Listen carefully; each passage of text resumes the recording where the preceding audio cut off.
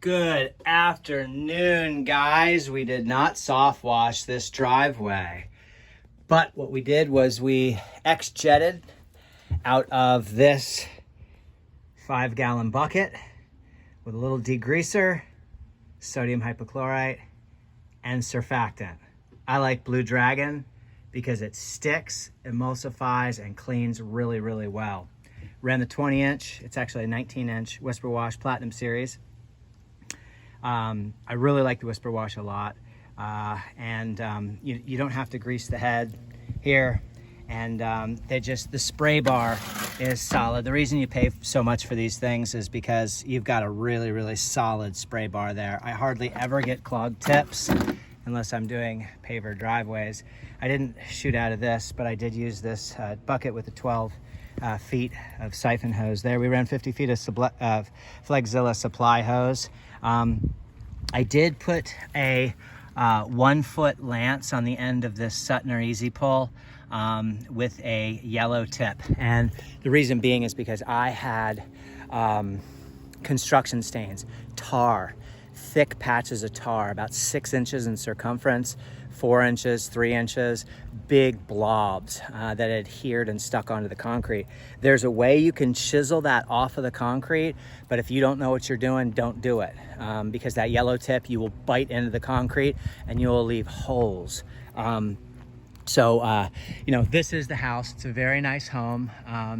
Like I said in the previous video, we had a roofing company that had some materials delivered by a very reputable building supply company, and the roofing company said, "Hey man, you guys left a bunch of tire tracks, oil. There's a lot of stain in this driveway. Can you please clean it up?" So they called me, and the rest is history. So I'm going to show you what the driveway looks like wet, and then I'm going to show you what the driveway looks like dry. So if I turn you around here, you can now see the driveway, and this is wet. It looks absolutely beautiful. I did do a little bit of the curbing. I'm not, and you can see how the nice straight lines that I leave. See how the line is just perfectly straight. If they want me to continue to clean their curbs around the property, let's say I do the pool enclosure, or I do a house wash, I'll be more than happy to do that. The curbs are really, really bad. And I did do this front area. I only did it with a surface cleaner. I did not do it with a turbo tip because, once again, I'm not here to do curbing. But you can see once it dries, this nasty looking curbing through here will eventually sort of look like this. Now, there is a great deal of irrigation staining, rust iron and sulfur, that can be treated from control joint to control joint with oxalic acid or F9 bark. I prefer F9 bark, but some people don't like to pay the extra money.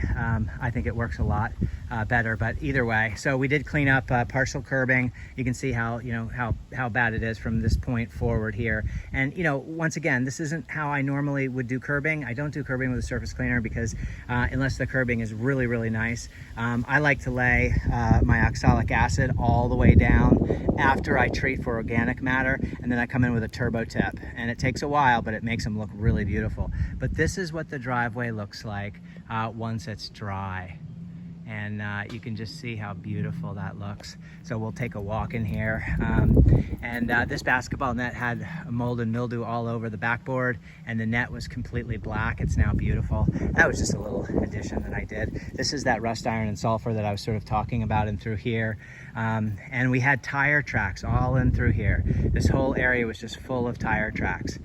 So you can now see how beautiful the driveway has come. I need to take some photos while I'm doing this.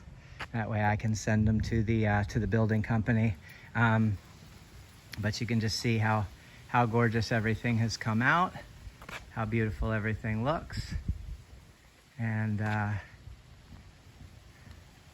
just want to make sure we capture everything.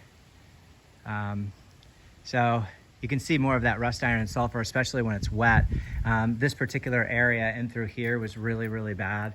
I don't know if y'all remember that, but I got all of that stuff up over there. And the big, heavy black stains were over here in this area here.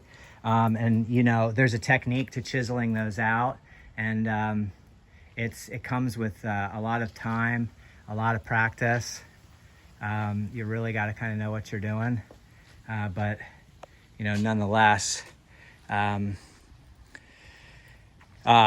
it can be done. You just have to be very, very, very careful. So anyway, I just had to take a bunch of videos. I apologize. And I just wanted you guys to see the difference. You can see, what it looks like wet. You can kind of see how it's sort of tannish. Well, once it dries, it will then brighten up and look like this. So, and that takes a bit of time to dry. And of course, I'm not going to stick around here for that whole bit of time. And I hope everyone's having a great day. Keep cleaning. This was done with a surface cleaner. I will want to let you guys know, if you want your driveways to look like this, this is still drying, keep in mind, use a circle technique. So you're going to go ahead and cut a line here, cut a line here, cut a line here, cut a line here. Once you're done with that, start with a circle technique all the way through. You can even switch.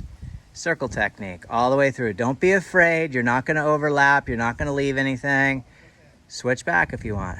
Circle technique all the way through. Run that disc this way, like this. Guys, stop cleaning like this. Stop cleaning like that. Stop cleaning like this. All you're doing is getting tangled up in your hose, leaving lap lines, and having to post-treat. Guys, I don't post-treat. This is what my driveways turn out, no post-treatment. I did run a 4% mix out of that bucket, but you can see, just beautiful all the way through. No need to lay any more chemical on here and walk away. There is no more organic matter, number one. Number two, let's see, get another picture here. There is no organic matter, and you don't need to waste any more SH, and we're using enough pressure in the machine and surface cleaner to get all the dirt and debris up off of here. So is post-treating, there are many driveways that need to be post-treated. But if you start trying that circle technique, you're gonna find out that you're getting done a lot faster. You're gonna find that you're not having to walk back over your hose, get tangled up in your hose. Your hose just follows you right along. So the hose management is really crucial, but the most important thing is you get just a great clean out of running circles. And I know a lot of you guys that are pros out there who have been in the industry for a while are already doing this technique, but I know there's a lot of new people out there that haven't tried it yet, and they're still surface cleaning driveways like you're cutting the grass. And it's nobody's making fun of you. That's how we used to do it for many, many years. And we started noticing that we were leaving lap lines, after a year or 2 years, maybe 3 years, you would really see the lines. And I drive by driveways all the time and I see it. So try that circle technique out. I promise you, a driveway like this took me 2 hours, start to finish. That's setting up, rolling out my hoses, getting everything taken care of. Really important to get this grass wet. Do you guys see any grass that looks like straw along these edges? Do you see what I mean? That grass still looks like the same grass that when I got here. Look, that's the edges. There's no burning, that's really important. You can't be frying these people's grass out here. So you really gotta get that grass wet. So 2 hours, that's wetting all the grass, washing the driveway down with a high pressure ball valve at first to get the entire driveway wet and the pores opened up, ready to receive the sodium hypochlorite. And then I work in sections. So the very first thing I do is I'm going to clean this section here, and I'm going to lay solution on that, let that dwell. Then I'm going to lay this whole solution out, lay solution on there. I've got a homeowner here, so I'll talk to you guys soon. Take care. Bye-bye.